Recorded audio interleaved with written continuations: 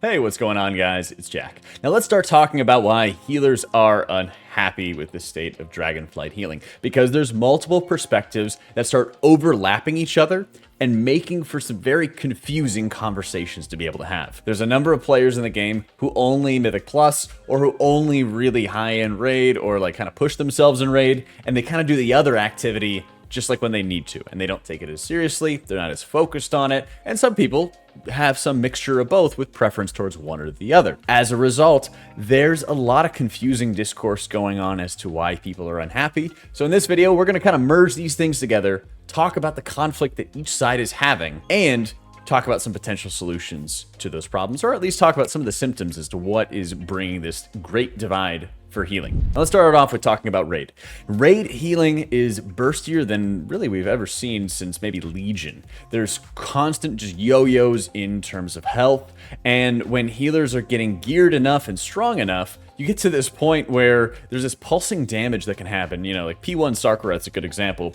where glitters are going out. But when you have the strength of the raid cooldowns going, you see these health bars go from like 100% to 90 to full, 100% to 90 to full, over and over and over again, to the point that like an optimal way to heal is like timing your cast so that they hit at the exact same time as the boss's damage. So people never really drop low because there's just so much healing and overhealing going on to overwhelm this incoming damage. Now comparing our health pools to, let's say, Battle for Azeroth, they're almost exactly the same. Zoth and the end of like Ny'alotha, we had around 500,000 health, but as you can see from our footage on Zoth, we're doing like 100k, 130k. In Aberis, we're doing 200,000 very rapidly, very quickly. And this great distance between the healing is all because of Dragonflight's new talent system, where being able to take multiple different like Shadowlands legendaries or multiple different talents that used to compete with each other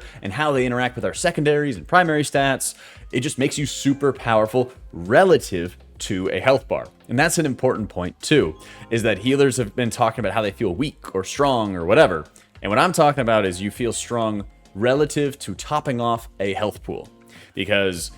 there's a difference between that and how you interact with the boss's mechanics. Notably, a lot of the instances in BFA, a lot of the end bosses have players at low health, and I remember it with Kahuna as well. Players are sitting low at low health for very long periods of time because it took a long time for healers to top off health pools before the next raid mechanic. It got to a point as well with Cahoon's intermission with the light beam coming down, where you would have a pulse and almost like 3 or 4 seconds delay between the next pulse of damage because it just took so long to top off a health pool. This, however, led to a very toxic environment in Mythic Plus, where only like 2, maybe 3 healers could actually heal high-end Mythic Plus because so few healers scaled well for a 5-man environment. Now fast forward us into Dragonflight, and every healer has ways to heal high-end content in a 5-man environment, but they're not necessarily very well suited towards certain damage patterns over others,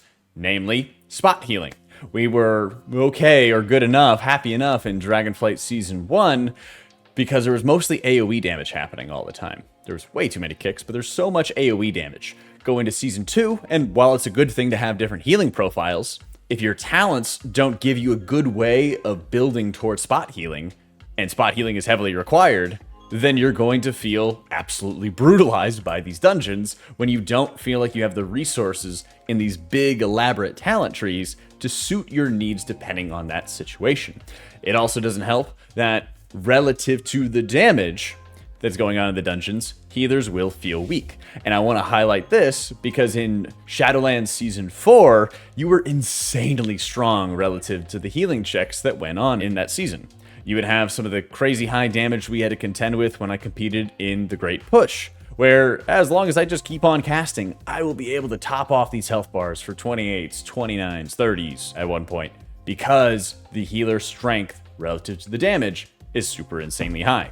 Now in Dragonflight, they want to still challenge the healers, but because the talents have made us able to push up health pools so quickly, as evidenced by the big healing number difference we see between BFA and Dragonflight,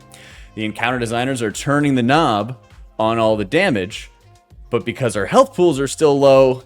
we are just yo-yoing in health from 100% to 50% to full and back and forth, which makes for this environment where healers are constantly stressed and constantly in panic mode to top off the health pool before any other hit, because each of these hits are chunking people for vast quantities of their life. But that being said, people in 5-mans have talked about not wanting to be in this position like they were in BFA, where it's just this struggle where people can just never be topped off, and then Grievous back in the day was horrible, and a lot of these hard healing boss fights you could just never top off from.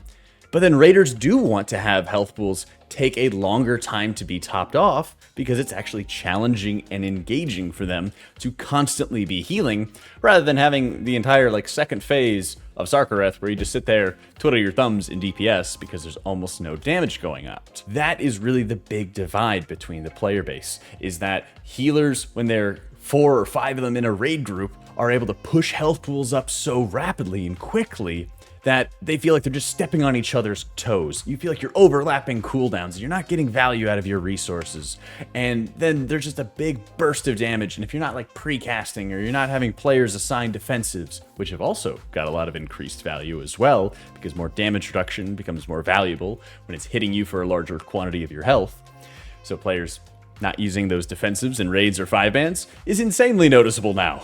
So you have all of these things kind of coalescing together, shaping your healer experience, and in some cases it feels like this divide is difficult to be able to master. Because if they're not really focusing on the damage in 5-mans and separating how bursty it should be from damage in a raiding environment, but the rate at which you top off health pools is the same between a raiding and Mythic Plus environment, then that solo healer in 5-mans gets yo-yo bursty like crazy, whereas a raid healer still has that bursty damage, but they have other healers to rely upon, so progression can feel good, but then farm, when you get fully geared and all your resources, will immediately feel like you are just competing, stepping on each other's toes, and getting in each other's way, which makes the rest of your experience while raiding feel more stale and boring as a result. And so this is this constant sort of fight between the talents, between your interactions as a healer in Dragonflight, that is constantly under strain. And trying to find a solution to that is pretty damn difficult, because I do predict that we are going to see another wave of health and damage increases going into Season 3, because of just how quickly that we scale, but that's also going to have a really big impact on the damage that we're experiencing from a dungeon environment. Now, if you've done the Dawn of the Infinites dungeon, you'll kind of be familiar with some of the damage patterns that are going out. Just think about the last boss in Chronolord Deus, where the orbs are falling from the sky, and they kind of do this 1-2 punch of burst damage. Well, that damage is going to be scaled obscenely high when it turns into a Mythic Plus environment, dealing incredible amounts of damage, and meaning you have to AoE heal everybody back up to full before the next hit, while some players are spread from others, and the stress is just going to go to 11 on those kind of mechanics. As a result, my wide proposition, my scary proposition, is that